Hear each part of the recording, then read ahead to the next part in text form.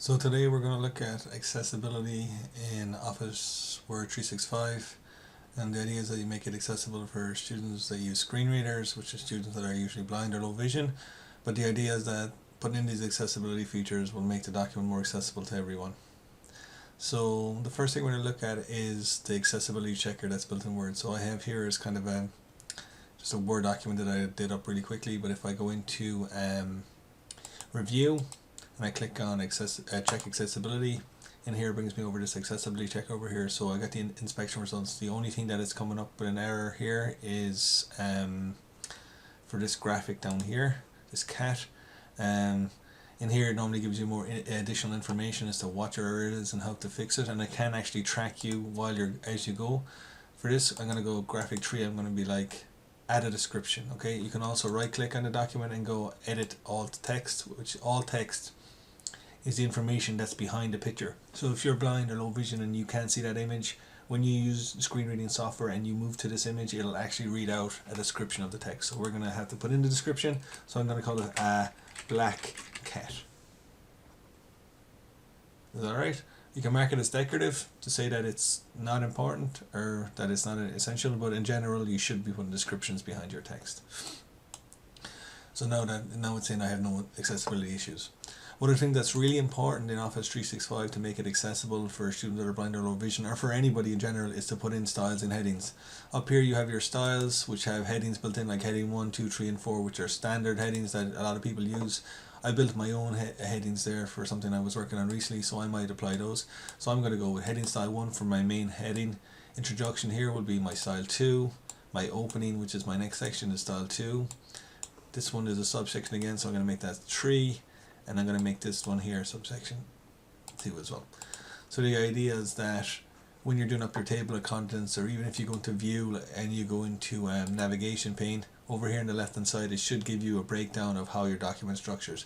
And this is kind of how screen readers work, because for example if you don't put headings and styles in, these are what allow a screen reader to jump from section to section, just like a table of contents. If you don't, the student that's blind or low vision will literally have to go line by line through the document to find the section that they want to find. So it's really important that you do that, especially with documents that are more than half a page long, or like really if you get into 20-30 pages, you're making it more or less impossible for someone who's blind or low vision to access the material. So by creating these headings and styles really quickly, it just makes it a lot easier.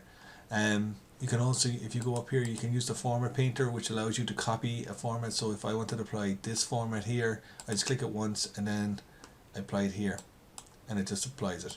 Now I've already done that, but for example if I select it here and I click this twice, it'll allow me to apply styles as many times as I want. So here I can apply it here, I can apply it here, I can apply it as many times as I want within the document.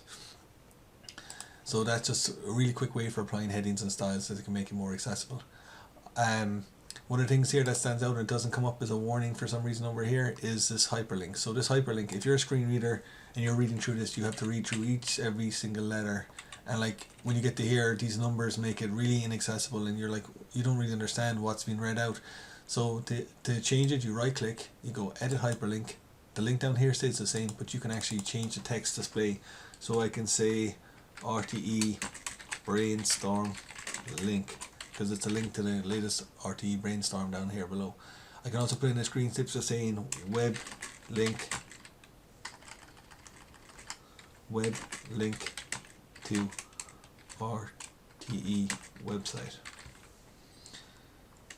for brainstorm, depending on really what you want to put in here. The more descriptive it is, obviously the better it is. And I just click OK, and now when I hover over, you can see web link to RTE website for brainstorm. So Office 365 desktop has come with a lot of new features that are making it more accessible. If you have students with physical disabilities who have issues with handwriting or typing or anything like that, they can use the built-in dictation service. So if I click on dictate up here, I can talk and the software will dictate what I say, full stop. It's getting better and better and more accurate, but it still has a way to go. But the thing is, it comes free, and it can really be the difference between students being able to write and not being able to submit anything at all.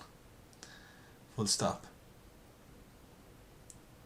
Now full stop doesn't appear to be working, as you can see, but in general you can dictate very fast with this software, and it's getting better and better, as I said. So going down the line, this can be a really beneficial tool to students who have restrictions on being able to type. I'm going to turn that off for a second. Also, if you go into view here, you have these new features here, focus and immersive reader. If I click on focus, it takes away all the kind of additional information and just focuses me on the document. So if you have students with issues around concentration, just students who like to procrastinate, this can help them focus on task. And I find a lot of students actually quite find this tool quite useful. You also have this thing up here called immersive reader, which might be called learning tools in some of your Office 365 products. Depends on what version of Office 365 you have and whether you've updated it. So if I click on Immersive 365 in here, what it does is it allows me to, Immersive Reader allows me to change column width, so I can do narrow, I can do very focused, I can do moderate, I can do whatever I like. I can change the page color to green. Personally, I prefer white text on a black background, but it all depends on the student. You can also do line focus, which allows the students to concentrate or read line by line if they want to put on, they want to increase text spacing, if they want to identify syllables, if they want to use read aloud. The difference between students it highlights it and reads it as it goes along. So this is good for students who want to proofread, or are worried about misunderstanding the questions, which happens a lot with students, especially when it comes to exam questions or assignment questions where they know the information but they've misread what the question is asking. There's also a version now of Office 365 Online. And if you go to, where's Office 365? Open here. The Office here. So again, inside in view, you have this thing called Immersive Reader. And just like you had there a second ago, this should read out your document. So if I go in here, I'll play. The video that best fits your document. Again, this is free and comes with Office 365 Online. In here you can change the font size, you can change the background color, you can increase spacing, you can change the font type. In here you can highlight the verbs, nouns, adjectives, you can highlight syllables, you can do line focus again for when you're reading the stuff back. So professionally produced. So you can see the difference there. You can change from male voice. If you go down here, you can change from male voice to female voice. You can increase the speed and stuff like that. So these are really good accessible features that are now built in with Office 365 Desktop and Office 365 Online. Even if you open up Microsoft Edge now, when you go to rte.ie, and you click on Dave Clarkson, you click on this icon here, this book appears up here, reading view, you click on this and it removes all the background. So you have text options in here where you can change what color background you have, you can increase the size of the font, you can have it read aloud. Dave Clark to so it's as you can see there, you can also have learning preferences where you can put on line focus again. You can you have text options here where you can change the font, you can increase spacing. In here you can highlight nouns, verbs, adjectives, all that kind of stuff. So just similar tools that you saw to the Office 365 Online. And this comes free with Microsoft Edge. So these tools are really good for students that you have with dyslexia, learning difficulties, concentration, ADHD, even autism. A lot of students benefit from these type of technologies. So it's good that you're aware of them and how they can increase accessibility for the students. In terms of font and stuff like that, well, that really depends. We normally say Arial size 12 or 14, but you can use Verdana, again, Tahoma, color contrast, use the WebM website. Know that some students definitely prefer spacing, so if you want to space out documents, it works a lot easier. Non-justified alignment works better for students with dyslexia, but the students, most of them now are aware of that and they can convert it back to left align or right align, or left align if it suits them. Make sure that if you're putting in bullet points and lists that they're numbered and ordered correctly. If you're inserting tables, make sure that the table header row is selected.